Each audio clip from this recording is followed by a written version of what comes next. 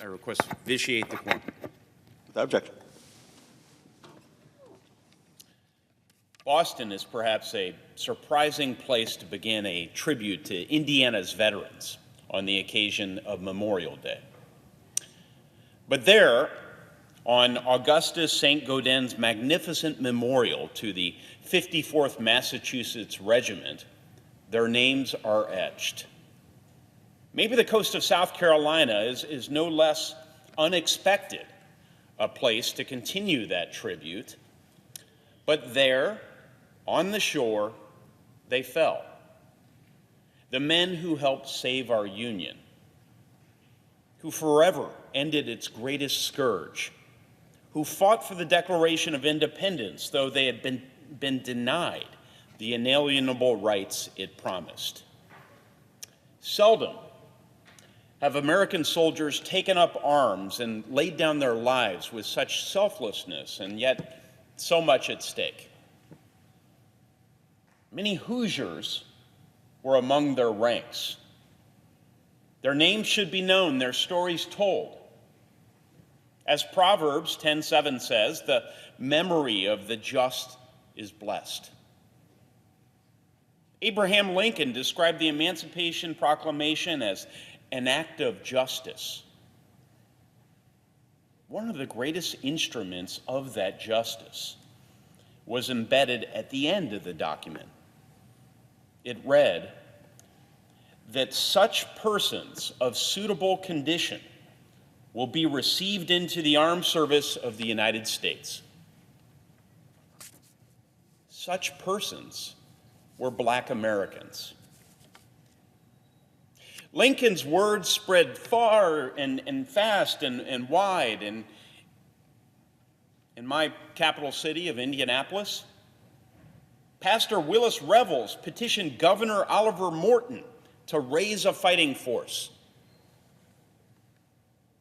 And when the request was denied, Revels encouraged Hoosiers to join the first all-Black regiment forming near Boston.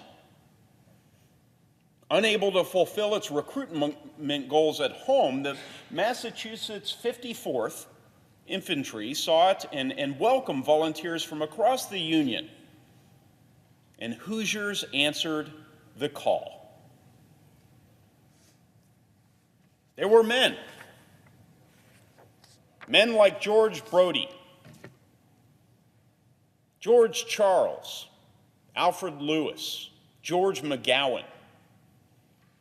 They came from across the great state of Indiana, from places like Newport, Richmond, Louisville, Centerville.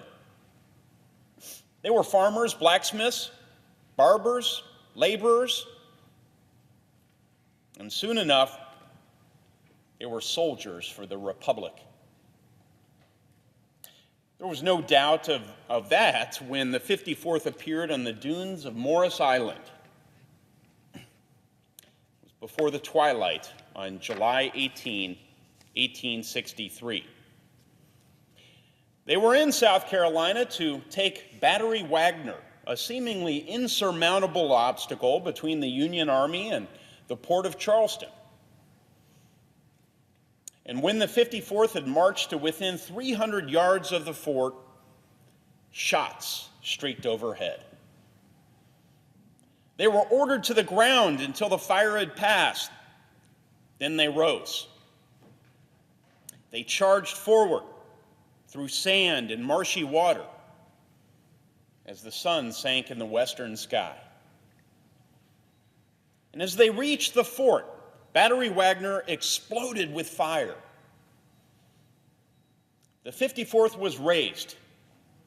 Like grass before the mower's scythe, one Hoosier survivor wrote afterwards. In the end, the regiment lost nearly 300 men that night, over 40% of its ranks. Fort Wagner remained in Confederate hands. Among the dead were Hoosiers Thomas Ampey and John Wilson. They didn't simply fall for a good cause. Their bravery at Battery Wagner turned a tide. You see, it shattered prejudices about the supposed inferiority of black soldiers and debunked foolish notions about their ability or willingness to fight. Indeed, inspired by their example, additional black regiments formed across the North.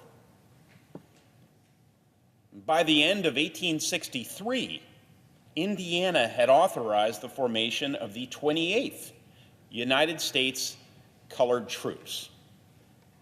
And old Willis Revels, he was at work recruiting Hoosiers to fill its ranks. Your country calls you, he declared, your country. Initially, over 500 men enrolled, forming 6 companies.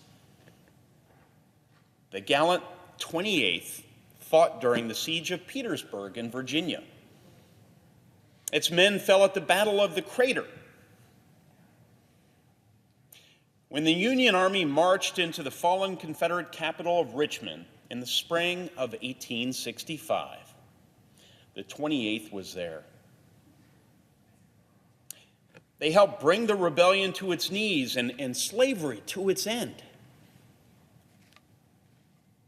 And they were present in Galveston, Texas, too, when General Order Number 3 was issued on June 19, 1865, ending legalized slavery, an event we now celebrate as Juneteenth.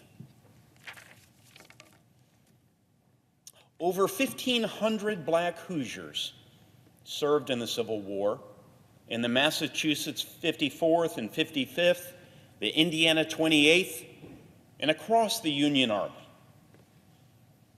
As President Lincoln acknowledged, the bravery of black soldiers from Indiana and across the Union helped preserve the Union. Offering an appropriate tribute to the fallen on Memorial Day can be a very difficult task. How can we, after all, express sufficient thanks to those who died for us? To paraphrase President Lincoln,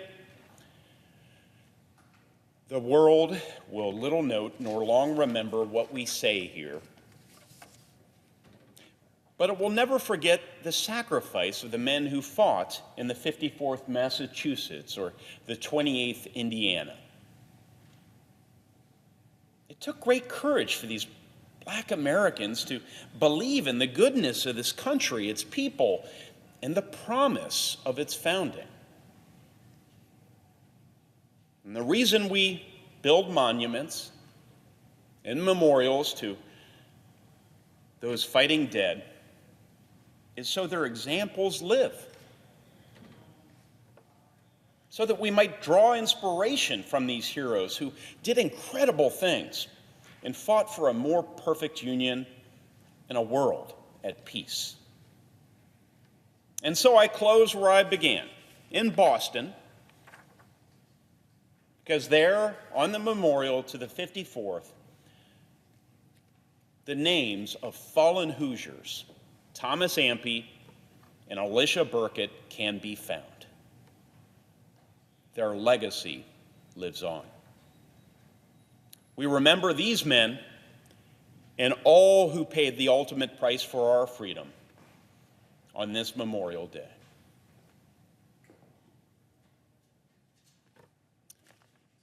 Thank you, Mr. President. I yield the floor.